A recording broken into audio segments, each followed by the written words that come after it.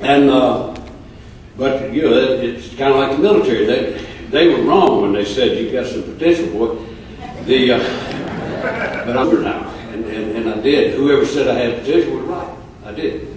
And so when they started getting to work, and then they started asking me to do other jobs, you know, and so I moved into supervision and management and directing some programs. And then one day, the most startling thing I've ever had in my life, I believe, well, one of them anyway, the director of our system, we worked in the same building, he said, stop by the office, I got something I want you to do. And I went by and said, yeah, boss, what? And we chatted just for a minute. He said, Tom, I'd like for you to take over an institution as warden. And I'll tell you something. I mean, even though I'm in the system, I'll do it.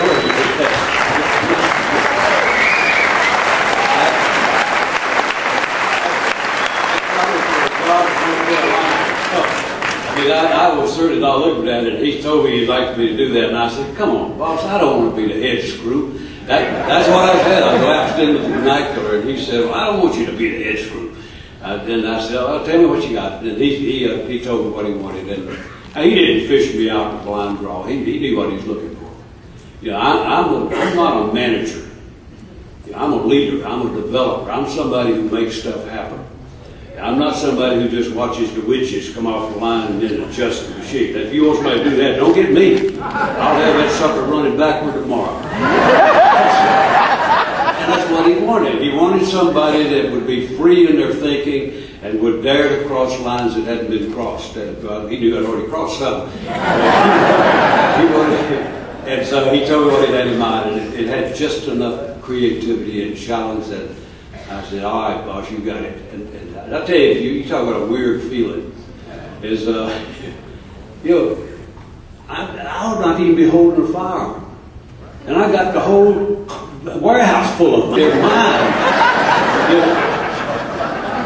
Well, anyway, go figure. I didn't plan it. It's just the way it worked. And I went to work. And it had an absolutely great career. Put in about 20 years. My specialty was developing new facilities. And I liked that. I really liked it. For 39 years I put into that system. Wouldn't have tricked with Bill Gates, and I mean it. I had a career that was second to none. Challenge, rewards, and opportunity for creativity. And so I just had a great career. Everybody in correction doesn't have that kind of career. I'll guarantee I did. And so when I finally got to a point that I wasn't ready to quit, but I found out I was the oldest rat in that. And I didn't want to be the oldest guy in correction, but I was. I mean, the only thing older than me was the president. And I'm out of here. And so I finally retired after 39 years of service. And you know, the AA grapevine for an anonymous fellowship is extremely effective. Word got around. I mean, I didn't announce that I'm retiring. You don't have to in AA. Just think it. You know? And the word got out across the state that the old guy's going to hang it up. And I've been active in Alcoholics Anonymous ever since I've been here. I still am. I didn't used to be. I am active in Alcoholics Anonymous. And so I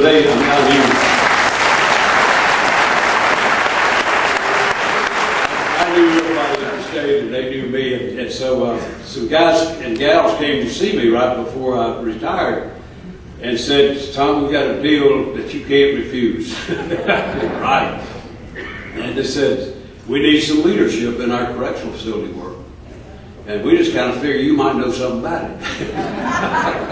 And said, we'd like for you to take over as the area chair for correction. And I said, gee, thanks, guys. Really appreciate that.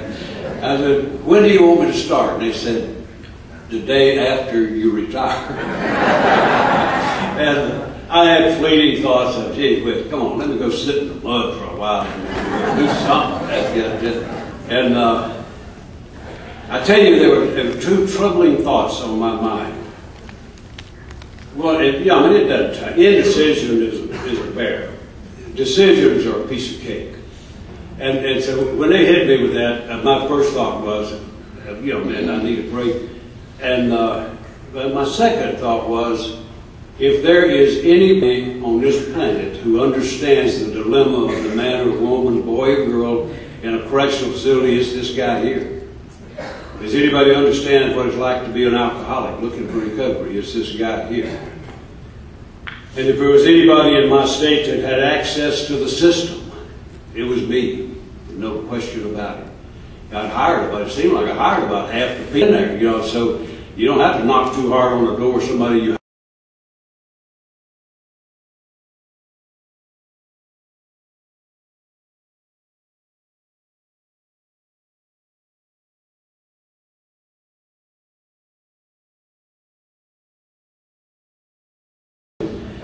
I thought about it, and that took less than 30 seconds. I'm not talking about going off to a mountain staring at my neighbor. About 30 seconds, I said, okay, I'll do it. And I can't tell you how thrilled my wife was. Then went to her. She said, you have got to be kidding. I said, it's only a year commitment. We rotate. That's what she said, too.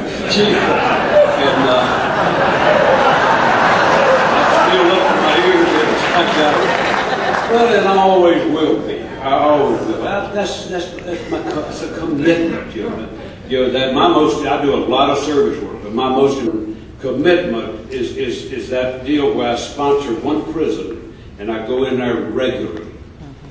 Because what happens is that trust is bred, and that accountable relationship is tremendously important. And so that's a core value of mine is service. But I'm interested in every element of service in AA. We need them all.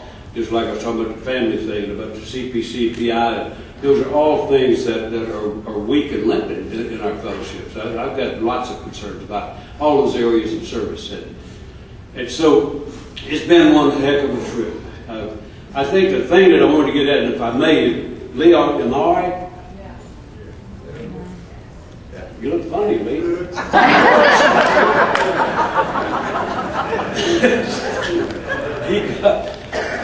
I think the one thing I want to say, because I know that I had a, well, I don't know if we call it dinner or not. We had a little late sandwich a little while ago, and with some folks that are service up to their ears. And I know there are many people in this room who are in service. And when you're deeply involved in service, there's always a certain amount of ambivalence that goes with that. Where how much is too much, you know, how much I put into this and what does it do to this and all this kind of stuff. You hear this sort of mystical notion of balance talked about a lot in AA. And balance is pretty much a way of trying to, how can I figure out how to be in charge, you know. But what I'd like to say is that I mean, it's just to make a point. I've been as active in Alcoholics Anonymous as anybody I know for as long as anybody I know. And I know a lot of people. And we're not racist, but that's just the way I'm geared. I was not somebody who just sort of strolled down to the cocktail lounge to have a drinky poo. That was not me. You know, when I had a drink, something's going to happen. And if it didn't spontaneously happen, I'd start something just to get it going. I'm just that kind of guy. When you're active like that, you have to have concerns, and I've certainly had them over my career. You know, I had a high pressure career. Nobody made it high pressure but me. But I guarantee you, I generated high pressure. I have a family. I have a wife. We just celebrated 40 years of continuous marriage.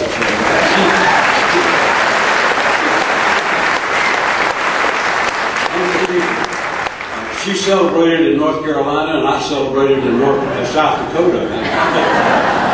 We made it anyway.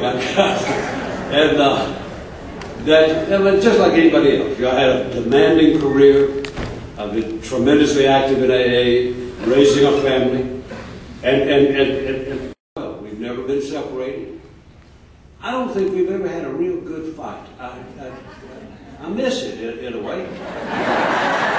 I had some other wives that could enjoy a good brawl with her, but she won't fight.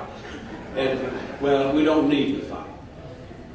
And kids grew up. Both of my kids, we've never been separated. I don't think we've ever had a real good fight. I miss it in a way. I had some other wives that could enjoy a good brawl with her, but she won't fight. And, well, we don't need to fight.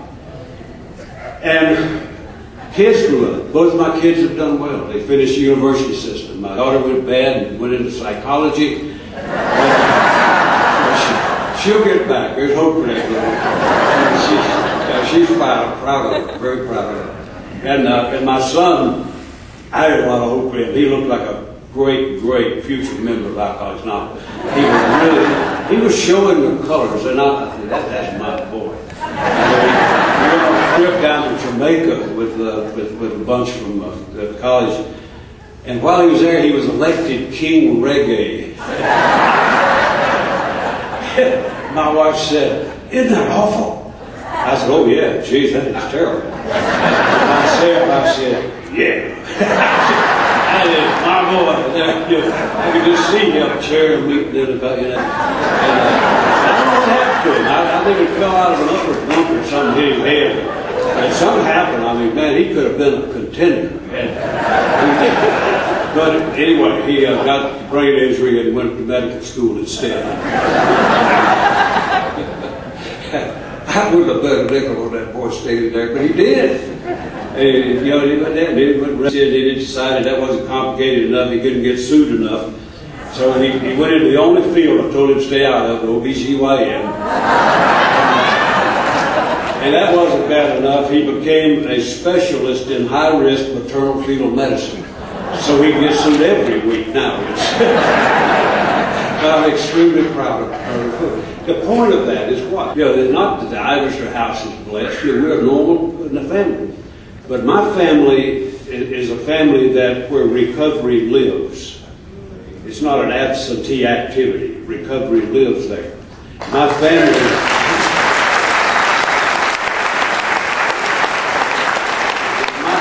probably knows more about AA traditions than most members, because we use traditions in our lives. We use them to deal with problems in our life. We practice these principles of way of life. My family has never heard any of them. Wild profanity and abuse and stuff, never heard flesh on flesh. It just doesn't happen. And in a home like that, you know, they didn't inherit any brain power from me, and I don't even think from them. Maybe a little bit. But they grew up in a home where recovery lived, and growing kids was kind of easy to do. And I'll be ever grateful for that. And so what it comes down to, and the one thing I just want to leave you with this thought, because I know that there are people in your battles about how much is too much and all that kind of stuff. I make a very important distinction between activity and purposeful action. Let me say that again. I make a